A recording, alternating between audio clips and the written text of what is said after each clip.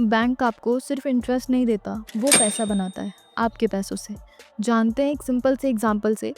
Suppose आपने 1000 रुपये bank में 4% के इंटरेस्ट पर डिपॉजिट किए हैं।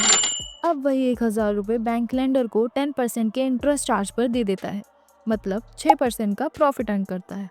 इस इनकम को हम इंटरेस्ट इनकम बोलते हैं, जो बैंक का मेन सोर्स होता है। बट क्या बैंक सिर्फ इंटरेस्ट इनकम के बेसिस पर ही अपना रेवेन्यू अर्न करता है? जी नहीं। They also earn from other services like investments in government bond, as they are highly safe for them in terms of risk, और जो amount of transaction होता है वो बहुत ही ज़्यादा होता है, especially in treasury. So another source of income is fees and charges. अब ये fees and charges कोई छोटे मोटे नहीं होते।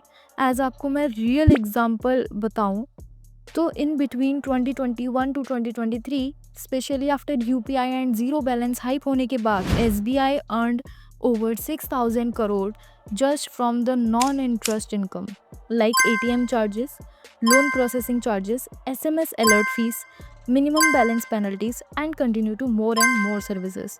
सो इफ़ यू थिंक कि बैंक इंटरेस्ट इनकम से ही अपना रेवेन्यू अर्न करते हैं, so you are wrong. They earn from every possible service.